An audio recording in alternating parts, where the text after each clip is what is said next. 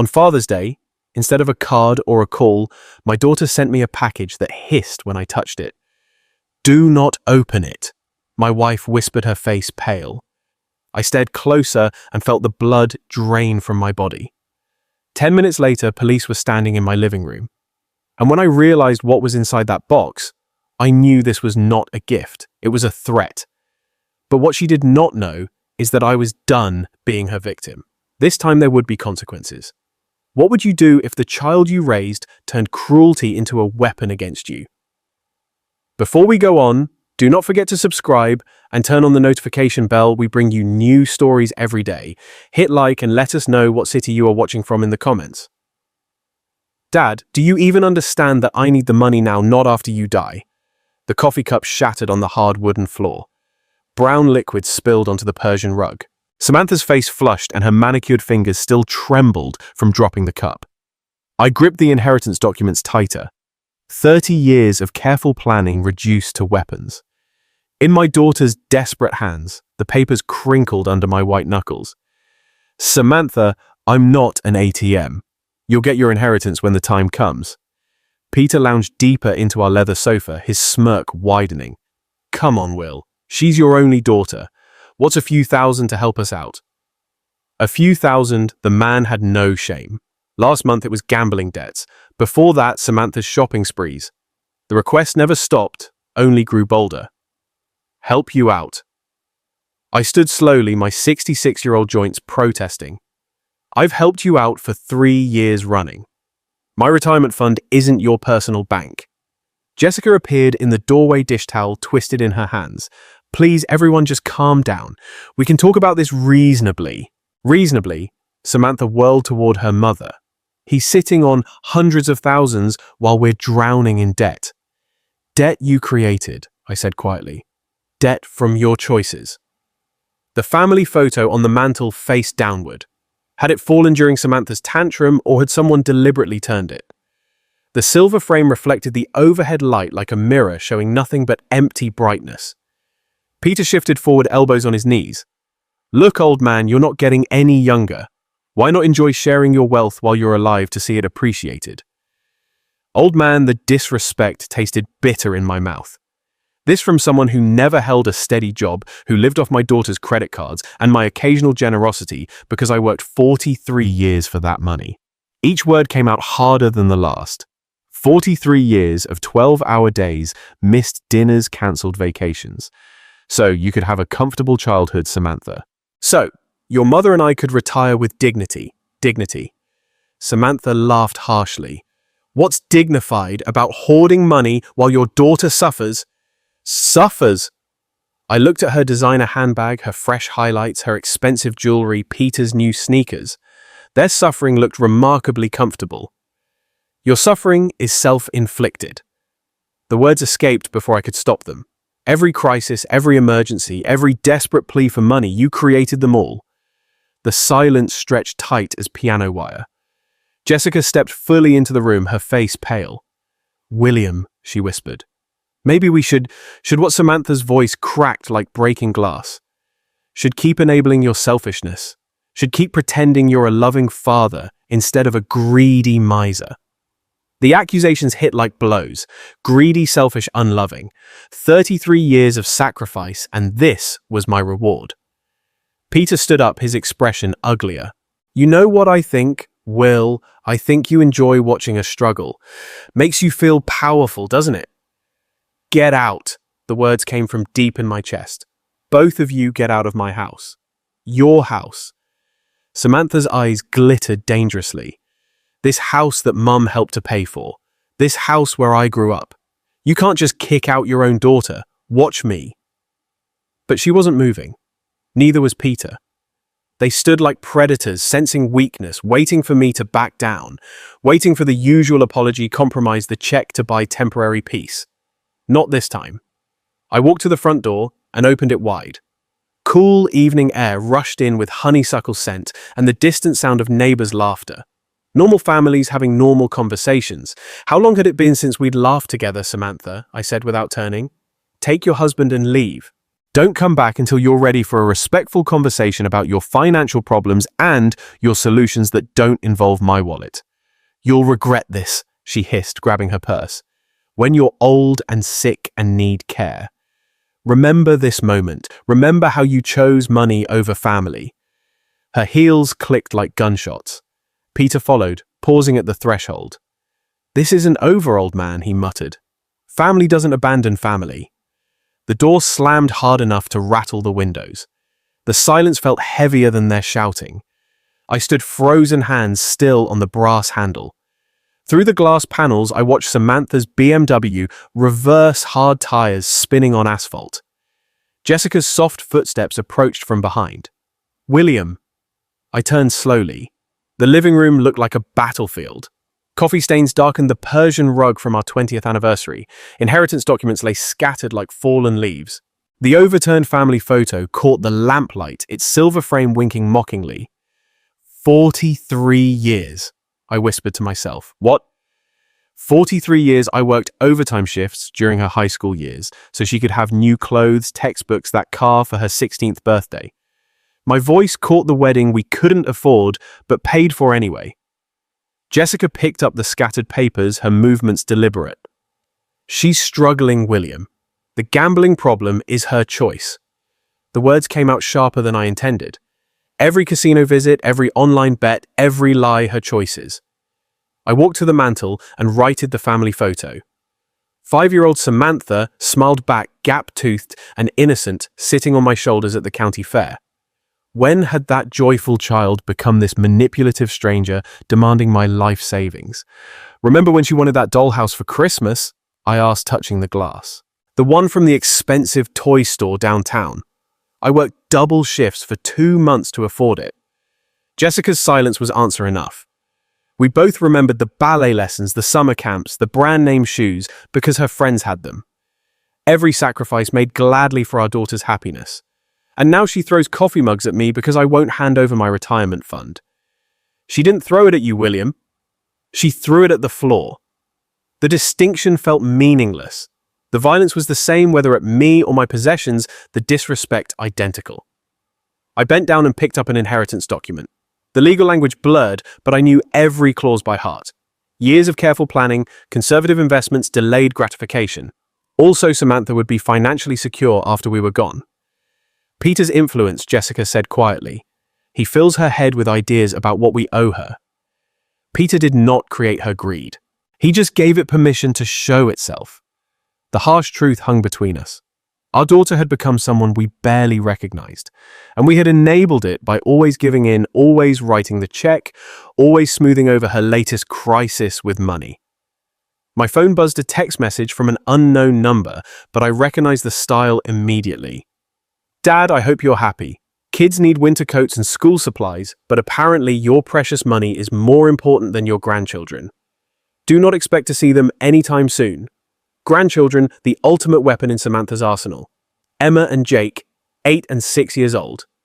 Innocent casualties in their mother's war for my wallet. She knew exactly where to strike to cause maximum pain. I showed Jessica the message. Her face crumpled. She would not really keep them away from us, would she? But we both knew she would. She had done it before during smaller arguments. A week here, 2 weeks there. Whenever we did not immediately comply with her financial demands, the children used as bargaining chips in her endless quest for money. William, maybe we should reconsider. No, the word came out like a gunshot. No more. I will not be held hostage by threats about the grandchildren. I will not teach Emma and Jake that love can be bought, that family relationships are transactions. Jessica flinched at my vehemence. In 38 years of marriage, she had rarely seen me this angry. Even during our worst arguments, I had never spoken with such cold finality. But something had shifted tonight. Some fundamental understanding about my daughter, about our relationship, about the future I had imagined for our family. The illusion of loving sacrifice had shattered as completely as that coffee mug. My phone buzzed again. 6 days later, I sat on our front porch with the Sunday paper trying to find normality in the Father's Day morning routine.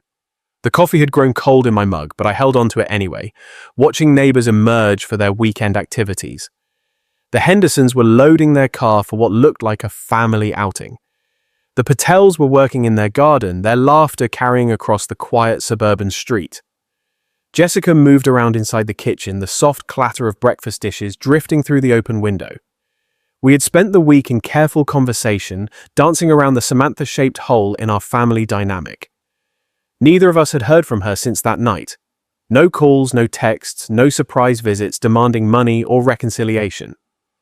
The silence felt unnatural. In 3 years of financial crisis, Samantha had never gone this long without contact. Usually by day 3, she would be calling with apologies and smaller requests, testing the waters, before launching into her next major plea for money. But this was different. The completeness of the silence felt deliberate, calculated almost like the calm before a storm. Part of me felt relieved, part of me worried. The rumble of a delivery truck broke through my thoughts. I looked up from the sports section to see a brown UPS vehicle slowing in front of our house. Strange we were not expecting anything, and Sunday deliveries were rare unless someone paid extra for weekend service. The driver hopped out, consulted his handheld device, then grabbed a medium-sized box from the back. He approached with the professional efficiency of someone working holiday overtime. "William Carr, that is me." "Happy Father's Day," he said, offering the package in his electronic clipboard. "Someone must think highly of you to pay for Sunday delivery." I signed my name, studying the shipping label as he walked away. No return address visible, just generic shipping information. The box felt surprisingly light for its size, roughly the dimensions of a shoebox, but weighing maybe 2 pounds at most. "Who is that from?" Jessica called, from the kitchen doorway, wiping her hands on a dish towel. "No idea." I carried the package inside, setting it on the coffee table, where inheritance documents had scattered just 6 days earlier. No return address. She approached her expression curious but cautious. Jessica had always been more suspicious of unexpected deliveries than I was. Too many years of hearing about package bombs and mail fraud on the evening news. Maybe it is from the grandchildren, she suggested, but her tone lacked conviction. Emma did ask about Father's Day when we saw them last month, before Samantha had weaponized them against us, before the threats and ultimatums. I pushed those thoughts away. Could be, I agreed though. Something felt off. The timing seemed too convenient, too calculated, and Emma would not have paid for special Sunday delivery. Jessica leaned closer, examining the box with the methodical attention she brought to everything from grocery shopping to crossword puzzles. Her fingers traced the edges of the shipping label. "William," she said slowly, "do not open it." "Why?" She pointed to something I had missed entirely in my casual handling. "Cannot you see the holes? They are for breathing, which means something alive is inside." My stomach dropped. Now that she had pointed them out, I could see tiny punctures in the cardboard, barely visible unless you knew to look. Small, precise holes that someone had clearly made on purpose. "Breathing holes," I repeated, my voice flat. "Something is alive in there," Jessica confirmed, backing away from the coffee table. "The question is what?" We stood there in our living room, staring at the innocent-looking package as if it might suddenly sprout legs and run away. The morning sunlight streaming through our windows seemed less warm now. The suburban quiet more ominous. "Who would send us something alive?" Jessica whispered. But even as she asked the question, I felt a cold certainty settling in my chest. The timing, the anonymous sender, the Sunday delivery, that ensured we would be home and unsuspecting. This was not a gift. This was something else entirely. From inside the box came the faintest sound, a soft rustling that made us both freeze. The sound stopped as quickly as it had started, leaving us in tense silence. Jessica grabbed my arm, her fingernails digging into my skin through the cotton of my polo shirt. "Did you hear that she breathed?" I nodded, unable to trust my voice. Whatever was in that box was alive, and it was waking up. A soft hissing sound emerged from the cardboard, barely audible but unmistakably real. We both froze, staring at the package as if it might explode any moment. The sound stopped. Silence stretched like a held breath. Then it came again, longer this time. A distinct hiss sent ice through my veins. Jessica's grip on my arm tightened until her nails bit through my shirt. "William," she whispered, her voice barely a breath. "Call someone now." My hands shook as I pulled out my phone, muscle memory taking over while my mind struggled to process. The numbers felt foreign under trembling fingers. What is your emergency 911? We have a suspicious package with something alive inside. The words tumbled out too fast. It was delivered this morning with no return address, and it is making sounds. Sir, can you describe the sounds? I glanced at Jessica, who nodded encouragingly. The hissing had stopped again, but we knew it would return. Hissing, I said, like I could not finish. Like a snake. The thought felt too dangerous to voice. Are there visible threats or damage to the package? No visible damage, but small holes in the cardboard. Breathing holes. My voice cracked. Sir, I am dispatching officers immediately. Maintain safe distance. Do not attempt to open it. Can you move to another room? We are 6 feet away in our living room. Should we leave the house? Stay inside, keep distance. Officers will arrive in 10 minutes. Do not touch or move the package. The line went quiet except for typing. 10 minutes felt like eternity when something dangerous sat on our coffee table, growing more active each moment. Who could have done this? William Jessica asked once I hung up. The question I dreaded. The answer felt obvious, but saying it out loud made it real. Would acknowledge our daughter had crossed a line unimaginable. I'm afraid to guess I admitted. But my mind was already there, connecting dots I did not want to see. The timing on Father's Day was no accident. The anonymous sender knew our address routine's vulnerabilities. Someone angry enough about our argument to plan something so cruel. Another sound from the box made us step back, not just hissing, but a rustling movement inside. The argument Jessica said quietly 6 days ago. She was so angry when she left. She did not need to say Samantha's name. We both thought it. We both reached the same conclusion through different paths of dread. But this, I gestured at the package. This is not anger. This is something else. Revenge. The word hung unspoken, too ugly to voice, but impossible to ignore. Our daughter, the child we raised and loved, despite her flaws, had sent us something designed to frighten or harm us. The box rustled again, more insistent this time.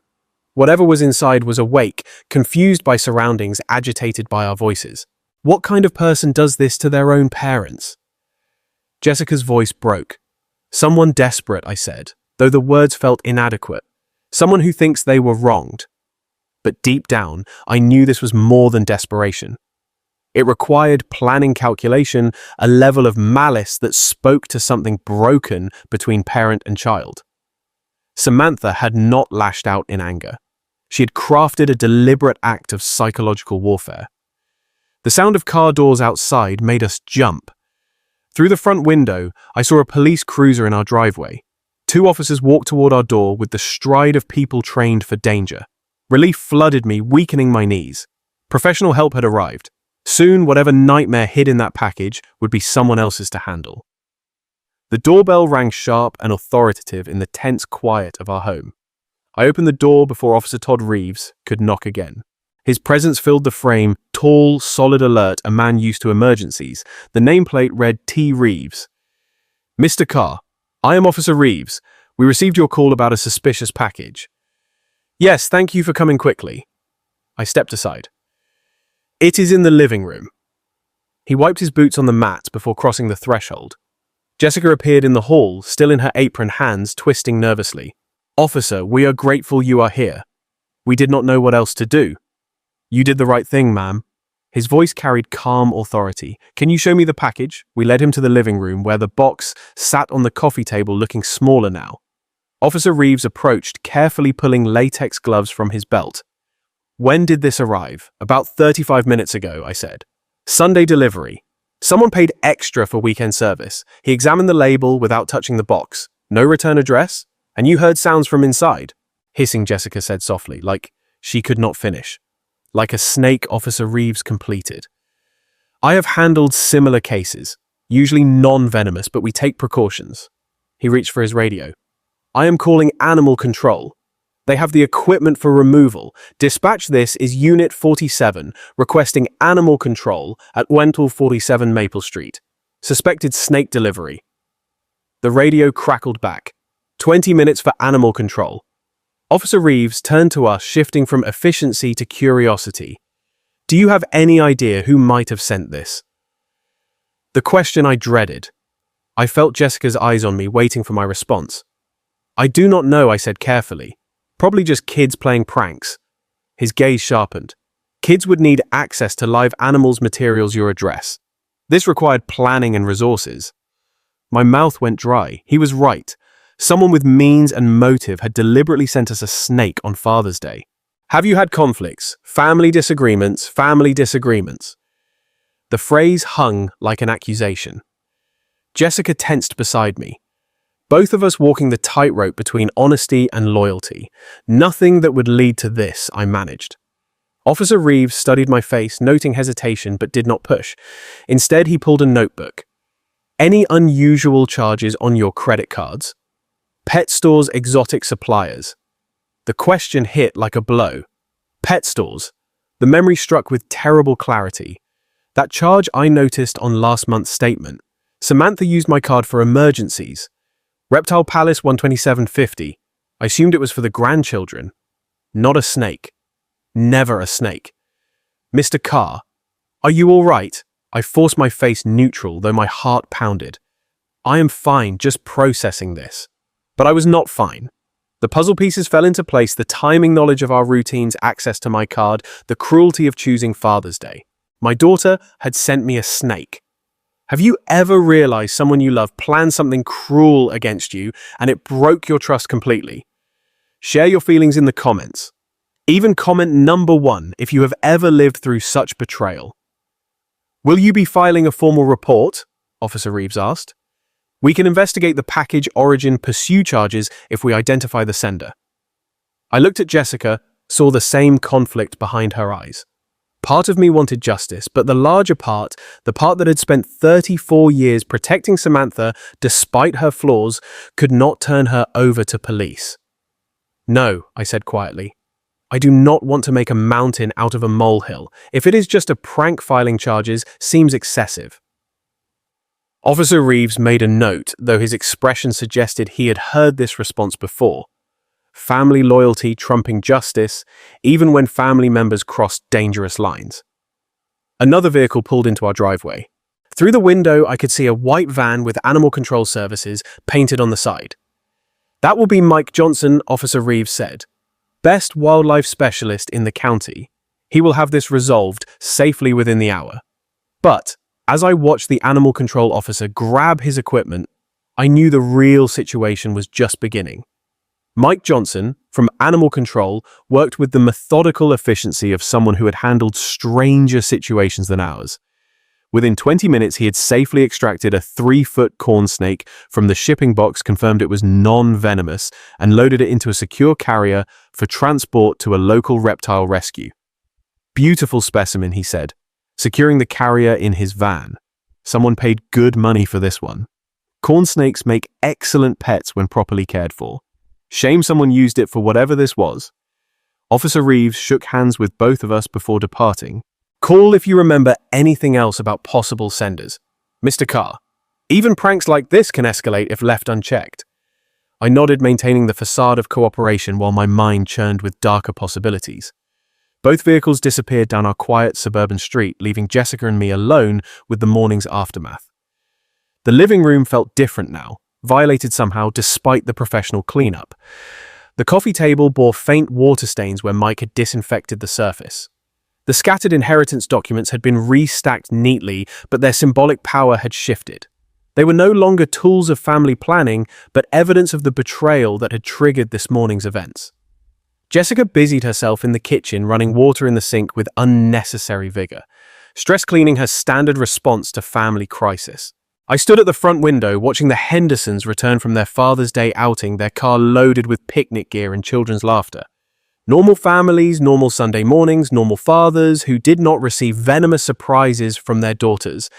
The credit card charge burned in my memory like a brand.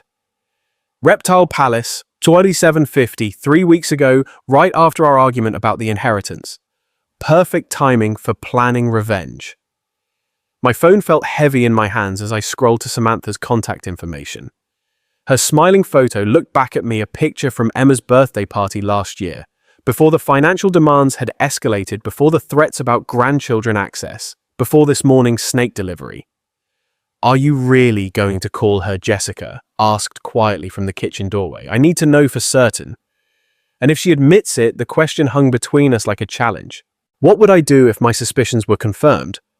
What action could a father take against a daughter who had crossed such a fundamental line? I did not have an answer yet, but I knew the conversation was necessary. The phone rang twice before she picked up. Dad. Samantha's voice carried artificial brightness, the tone she used when she wanted something or was hiding something. How is your Father's Day going? My grip tightened on the phone. How is my Father's Day going? If she was innocent, the question was natural. If she was guilty, it was cruel mockery. Interesting morning, actually. I kept my voice neutral, conversational. Samantha, you would not happen to know anything about a strange Father's Day gift? No, Dad. What happened?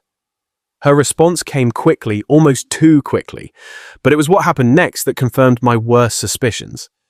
In the background, unmistakably, I heard Peter's quiet laughter.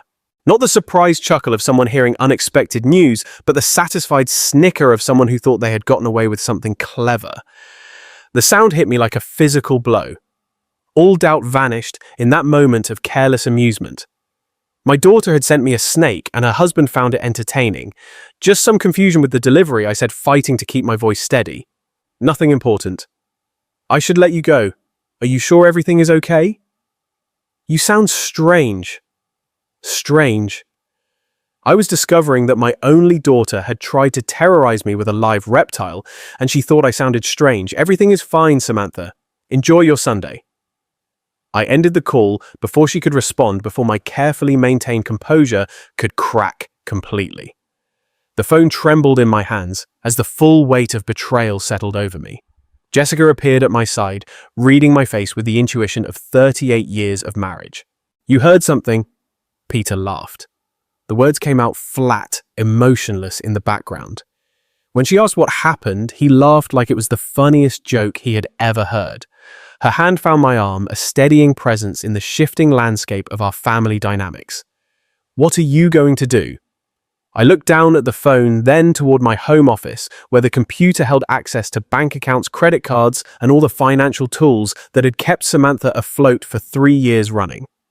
I am going to teach my daughter about consequences.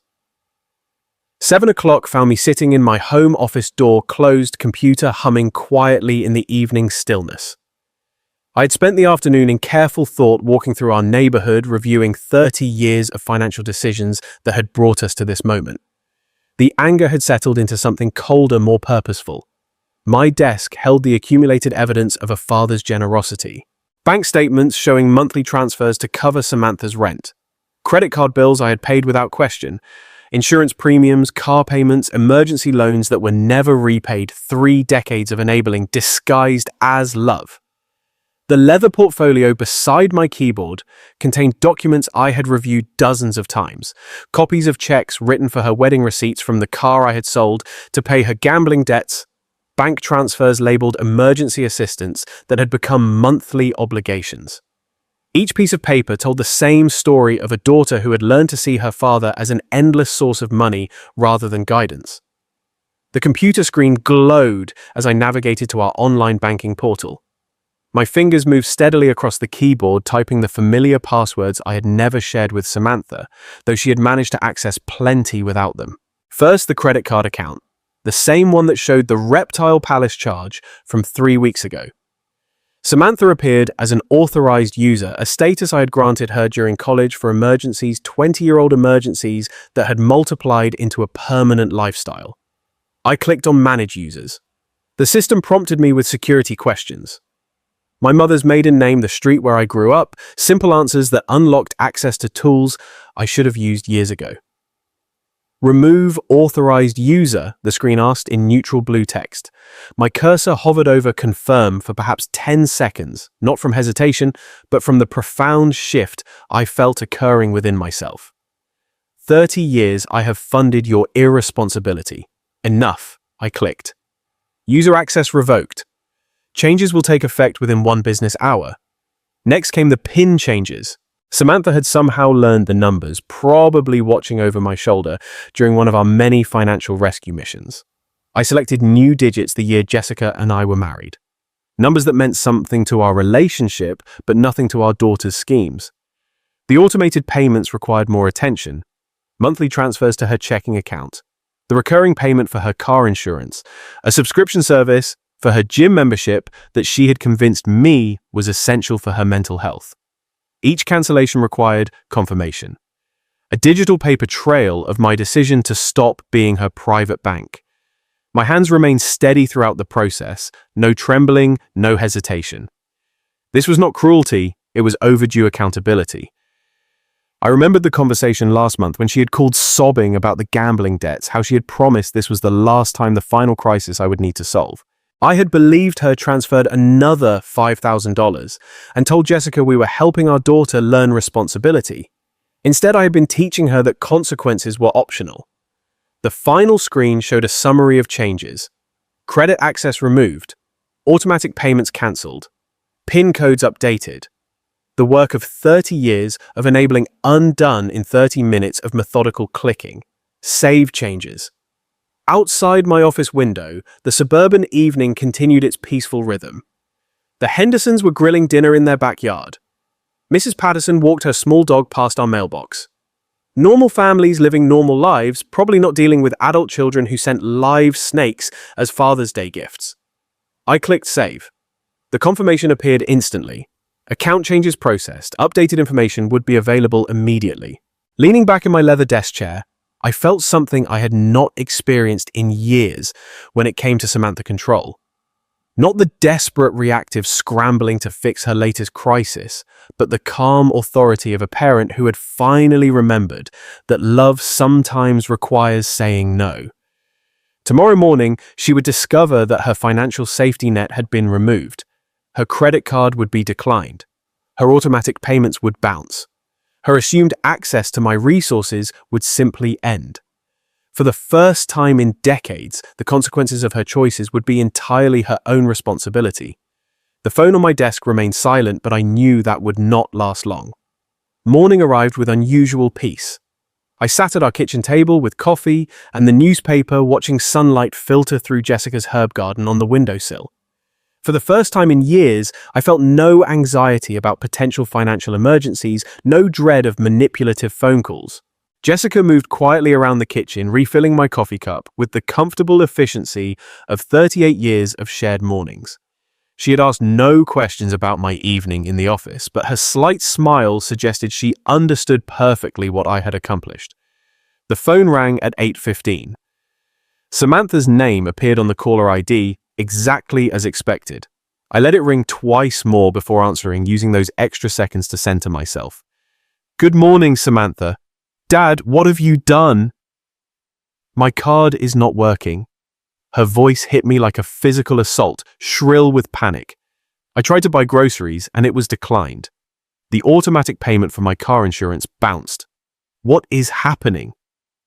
I took a sip of coffee before responding. "Samantha, I know you sent me that Father's Day gift."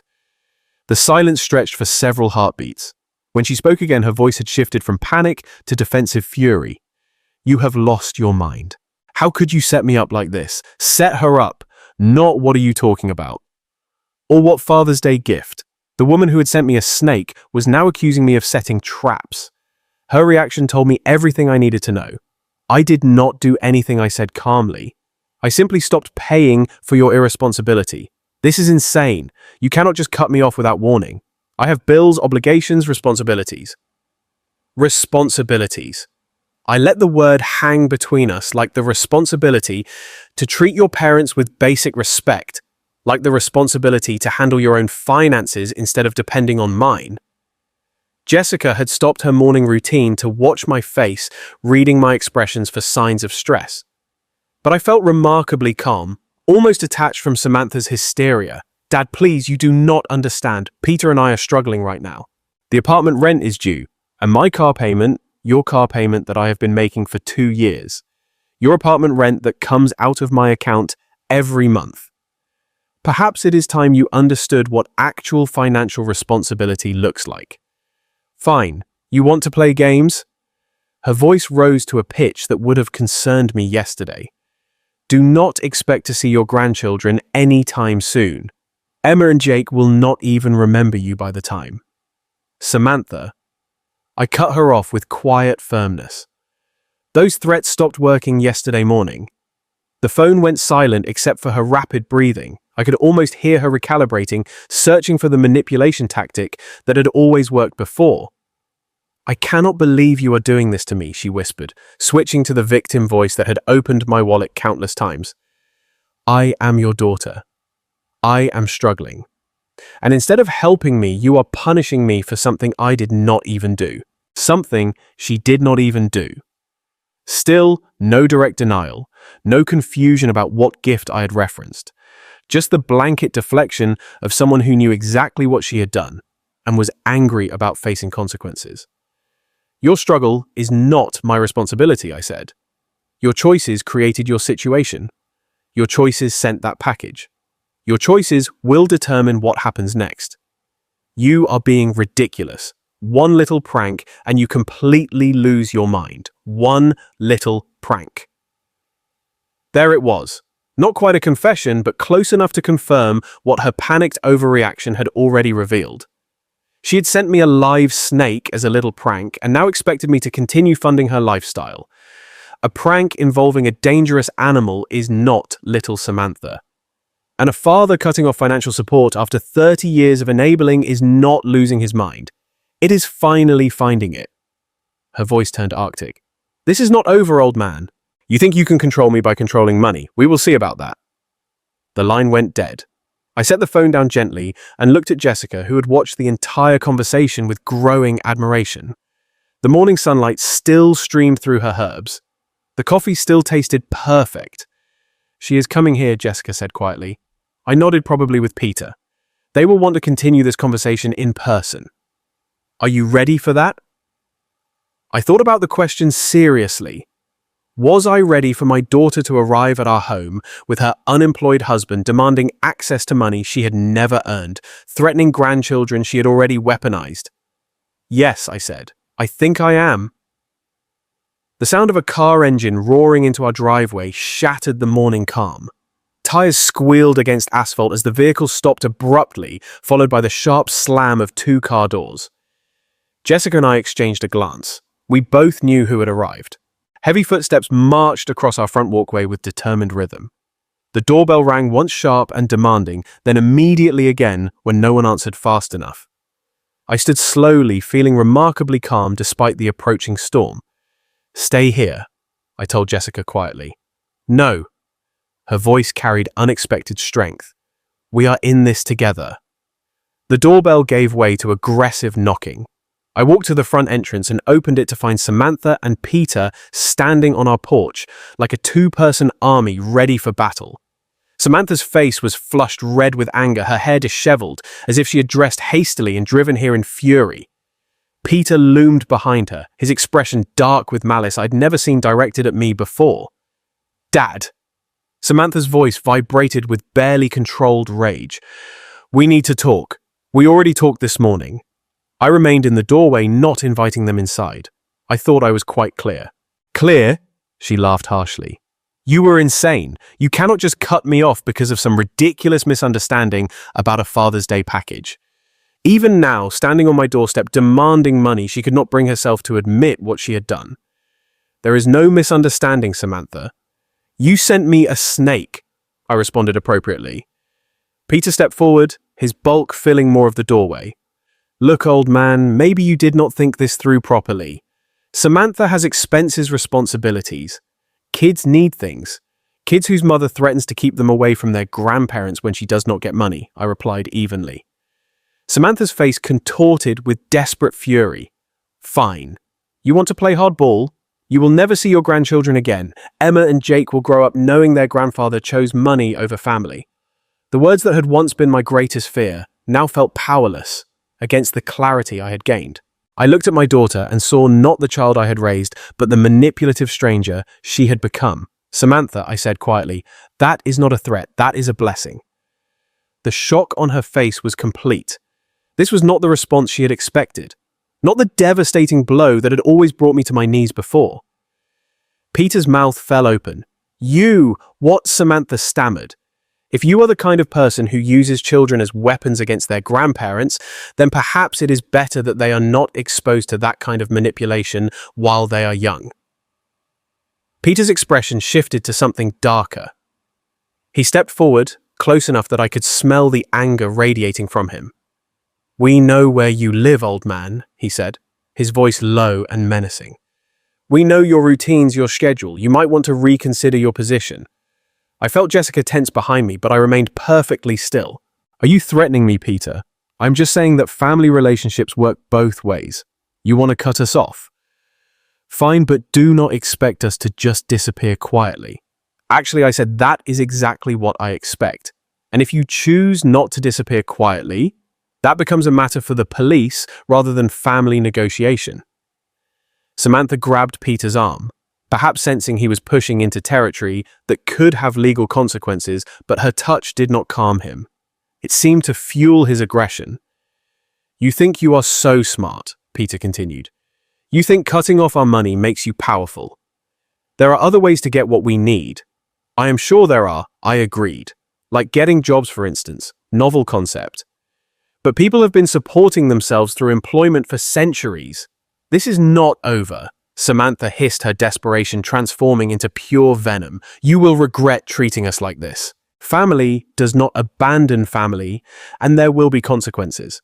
"There already are consequences," I said. "You are living them right now."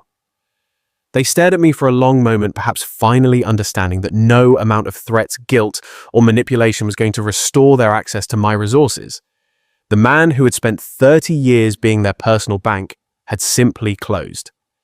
Without another word, Samantha spun on her heel and stalked back to their car. Peter followed, but not before giving me one last menacing look. I watched them drive away, their car engine revving unnecessarily loud.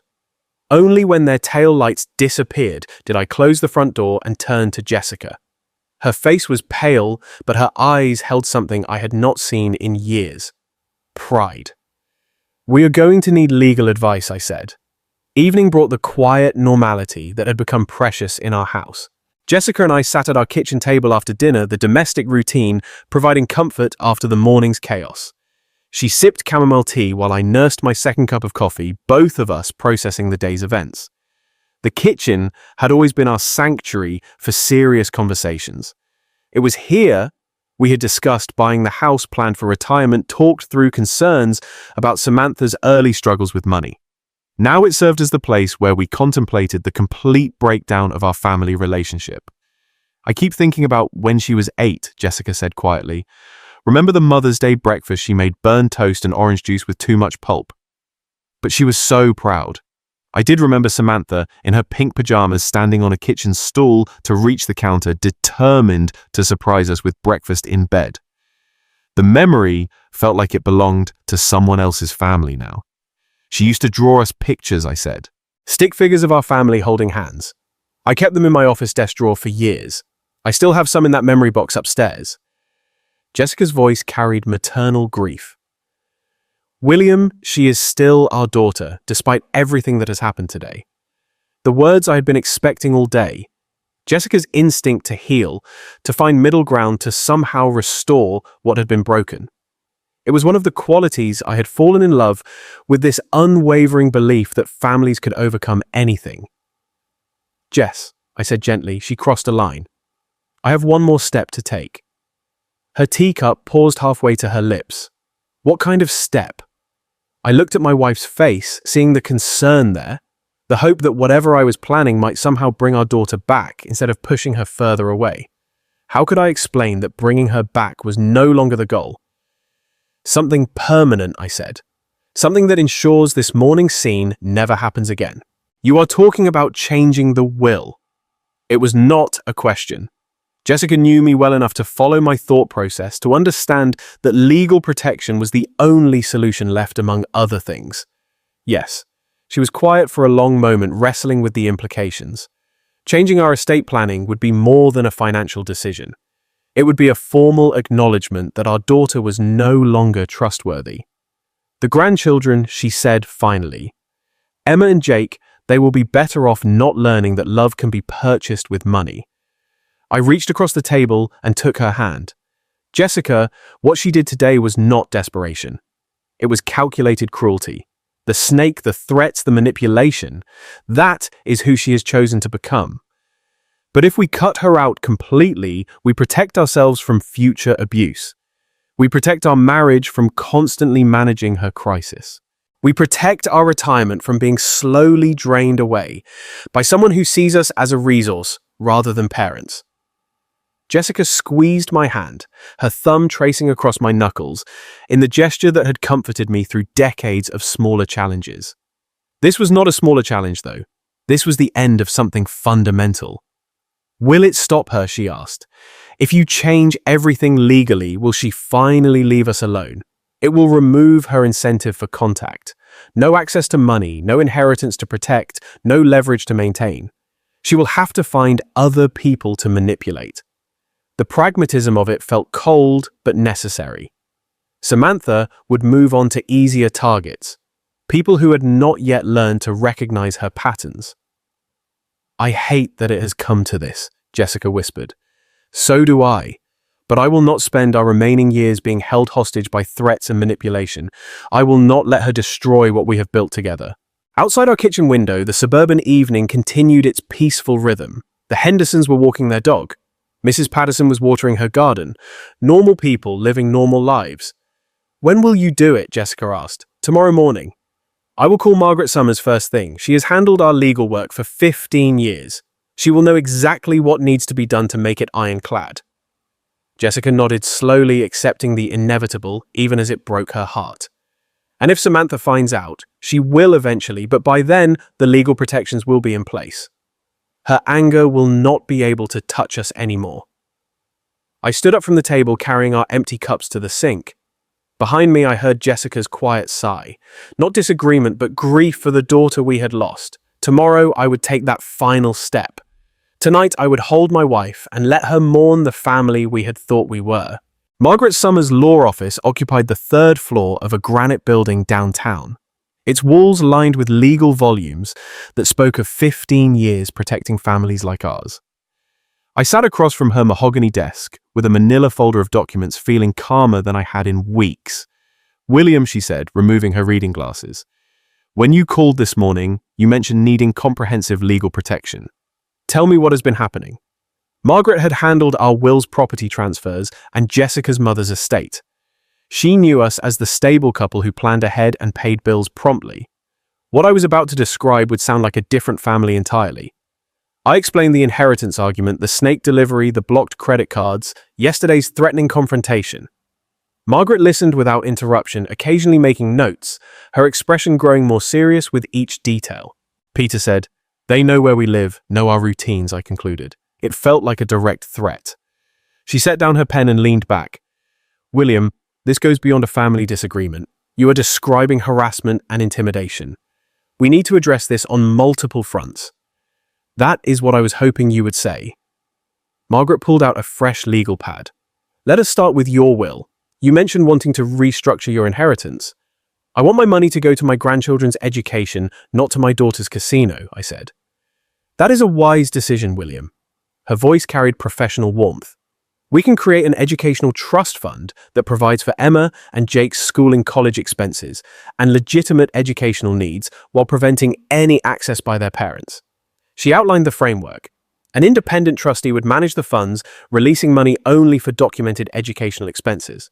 Samantha and Peter would have no access, no control, no ability to manipulate the children's inheritance. "What about Jessica?" I asked. "Fully protected, of course. The house, your retirement accounts, her security. Nothing changes there.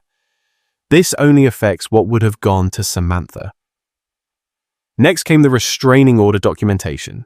Margaret opened a new file and began systematically recording yesterday's confrontation, the threatening language, the escalating pattern that had culminated in actual intimidation. "The snake incident is particularly concerning," she said, writing quickly. "Using live animals to frighten elderly parents shows planning and malice that courts take seriously. How long does this process take? The will modifications can be finalized within the week. The restraining order can be filed today.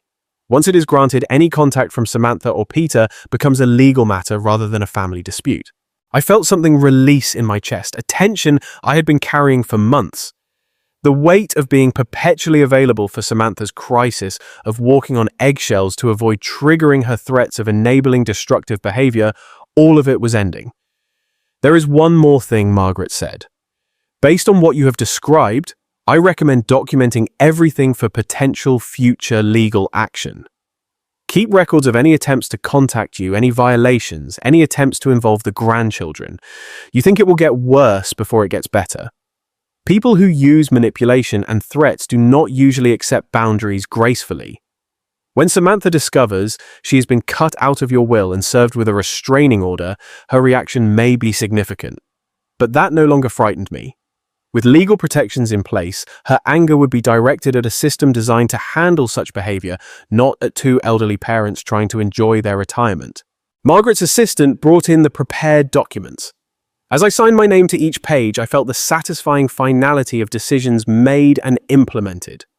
30 years of financial enabling was officially ending.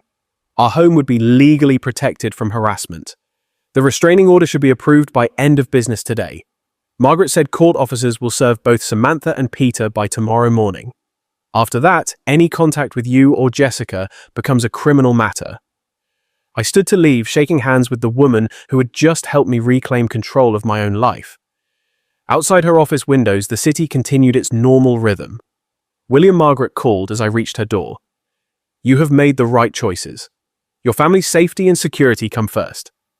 I nodded, tucking the folder under my arm. Tomorrow morning, Samantha would discover that manipulation was no longer an option. Tonight, Jessica and I would sleep peacefully, knowing the law was finally on our side. 2 days passed in the most peaceful quiet I had experienced in years.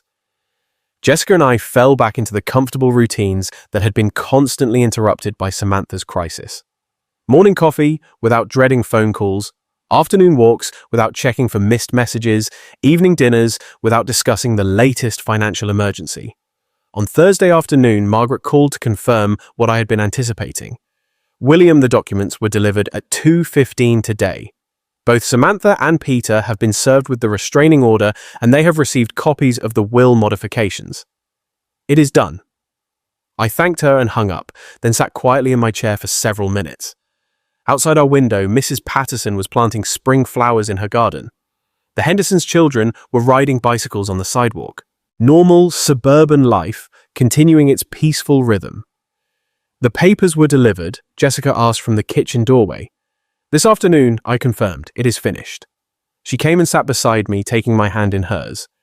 We did not need to discuss what Samantha's reaction might be, or whether she would try to find ways around the legal barriers Margaret had erected. The law was clear. The protections were comprehensive. And for the first time in 30 years, we were truly free from her manipulation. I thought about the daughter I had raised, the little girl who had drawn stick figure families and made breakfast in bed on special occasions. That child had grown into someone who sent live snakes to her father and threatened to weaponize his grandchildren against him. The transformation had been gradual enough that I had spent decades making excuses for increasingly unacceptable behavior. But the woman who had stood on my doorstep demanding money and making threats was not someone I needed to enable any longer. The legal documents had created the boundaries that love alone could never establish. They got what they wanted. I am no longer in their lives. The irony was not lost on me. Samantha had spent years threatening to cut off my access to Emma and Jake whenever I did not comply with her financial demands. Now, through her own escalating behavior, she had ensured that separation permanently, while simultaneously losing any claim to the inheritance she had been so desperate to control. Emma and Jake would be provided for through their educational trust fund, managed by professionals who could not be manipulated or threatened. Their college expenses, tutoring, books, legitimate educational needs, all secured without giving their parents access to resources they had proven incapable of managing responsibly. Jessica squeezed my hand. "Do you think she understands what she has lost?" "She will," I said. "The restraining order means any attempt to contact us becomes a criminal matter. The will changes mean there is no inheritance to fight for, no financial incentive to maintain even hostile contact. She will have to find other people to manipulate. And if she violates the restraining order, then it becomes the police department's problem, not ours. For 30 years, I had been Samantha's safety net, catching her every fall while she learned nothing from the experience. I had sold my classic car to pay her gambling debts. I had covered her rent when she claimed unexpected emergencies. I had written check after check, always believing that this time would be different. This crisis would be the last one.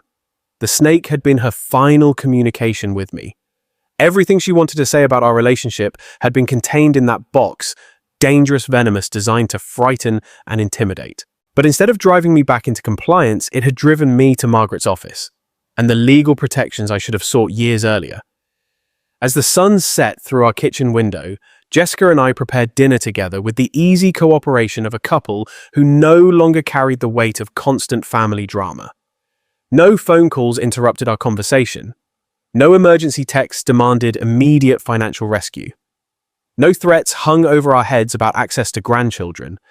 The quiet felt profound, like the silence after a long, exhausting storm has finally passed. Tomorrow, we would wake up in a house legally protected from harassment. Our retirement savings would remain intact, earning interest for our own security rather than being slowly drained by someone else's poor choices.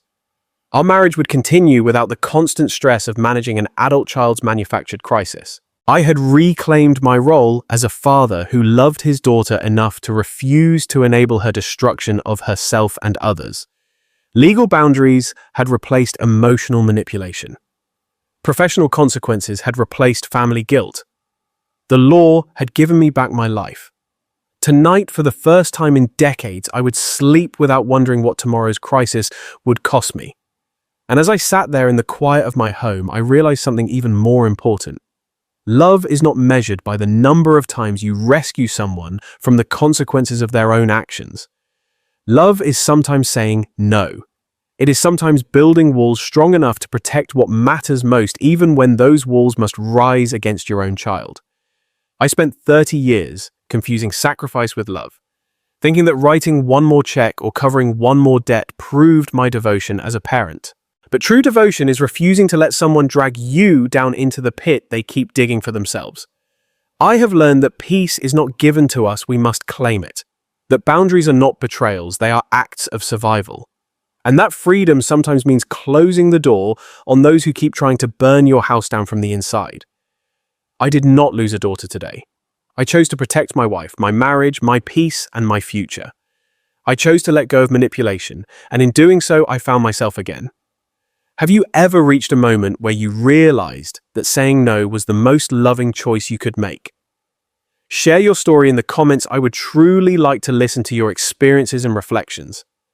If this story has spoken to you, please like it, share it with someone who might need to hear it, and subscribe to the channel. Do not forget to turn on the notification bell so you never miss the next story we bring. And at the end of your comment, drop these simple words as your own declaration: protect your peace. I will meet you again in the next video. Thank you for listening, and until then, take care of yourself and your peace.